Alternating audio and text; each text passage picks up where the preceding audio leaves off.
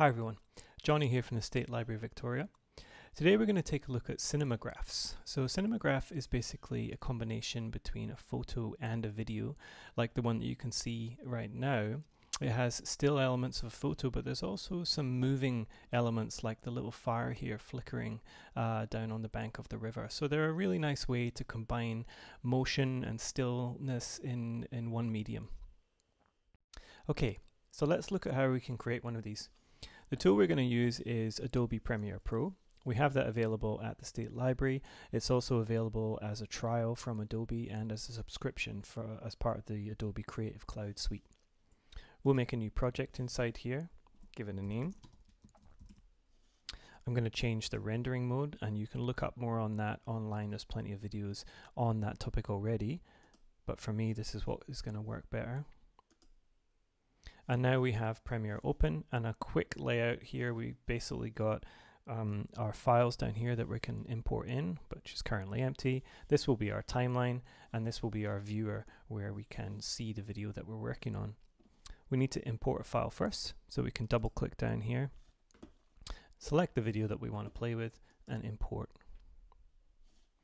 To get working with it, we then simply drag it over to the right into this timeline area, and we can see it appear here and also in the viewer ready for us to play it.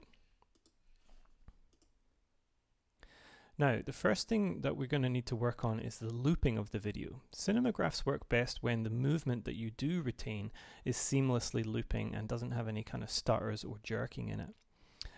To play around with that in Premiere, we need to make sure that looping playback is on. So if it's not on yet, which you can tell because you'll get to the end of this timeline and it will simply stop. What we need to do is we need to add that as a button along here. So we press this little plus, and this is the looping playback option. Drag that down to add that and press OK. And then we can turn that on. And when we play now, it's going to loop back to the beginning. So we're not paying attention to all of the movement in this because, as you've seen from the finished cinemagraph at the beginning, a lot of it's going to remain still, but it's the fire that we want to have looping seamlessly. Let's get a closer view of how that looks at the moment. If we press the tilde key on our keyboard whilst we've got this viewer area selected, we can get a bigger viewer. And then basically, if we pay attention to the fire, as it's looping around, you'll see that it's not really a seamless loop. It's going to sort of stutter. There. And we've also got those people walking into frame, but that's okay. We won't have them there in future. So how do we make this a seamless loop? Tilde again to return to our normal view. What we're going to do is we're going to chop a little bit of the beginning of this video and we're going to overlay it at the end.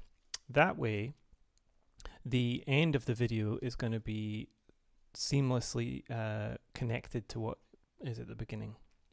So, press the C key on our keyboard to get our cut blade tool and make a little cut at the beginning of the video.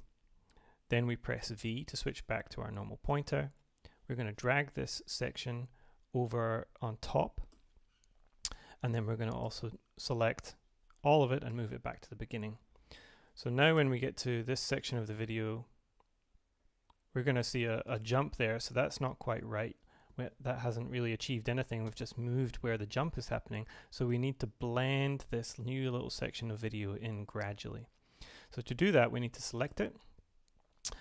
We need to move to the end of the sequence.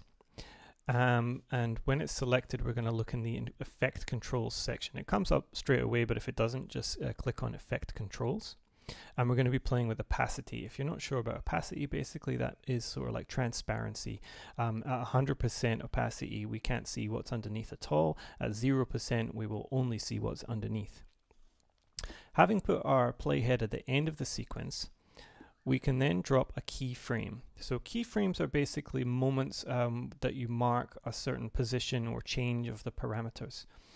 We have the opacity at 100% and the playhead at the end, and we're going to mark that because we want the layer or the extra little clip on the top here to fade gradually up to 100%. Then we go back to where we want it to begin fading, which is here, and we're going to take that down to 0%, and we should then see that gradually fade in, like so.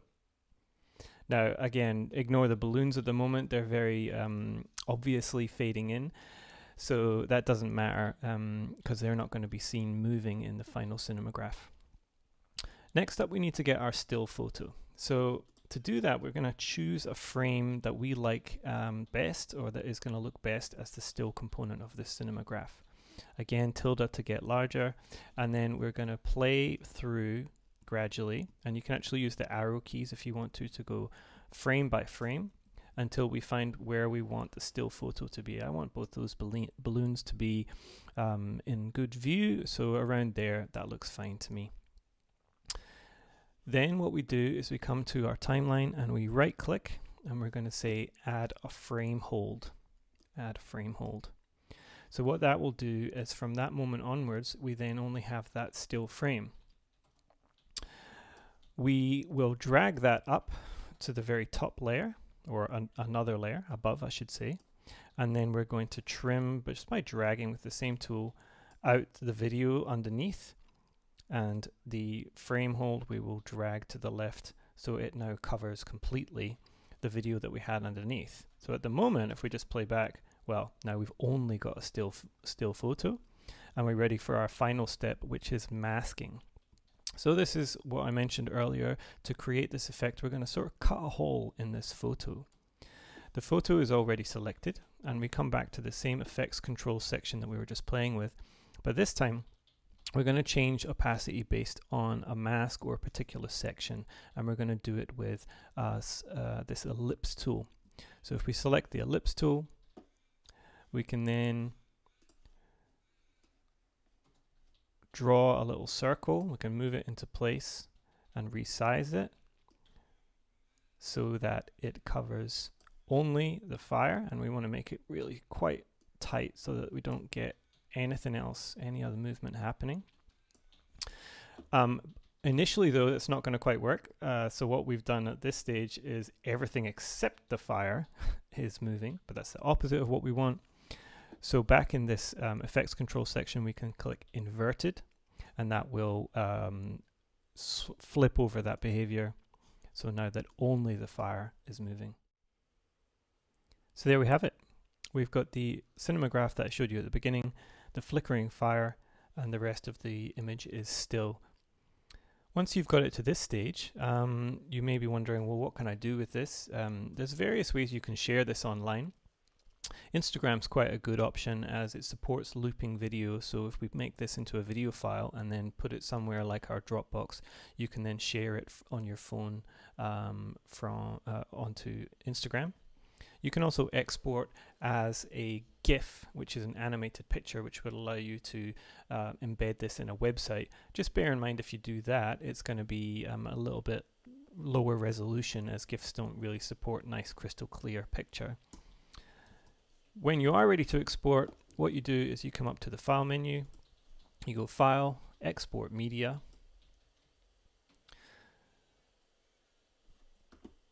One thing to bear in mind is if you're going to put this onto an iPhone, for example, to then upload onto Instagram, certain formats won't transfer and play back. So what we've found is that if you use this HEVC format, that will allow you to put it onto an iPhone and upload it to Instagram. And then we've also got that animated GIF option there that you can use if you wanted to embed it in a website or send it in an iMessage or something like that. Okay, thanks for watching.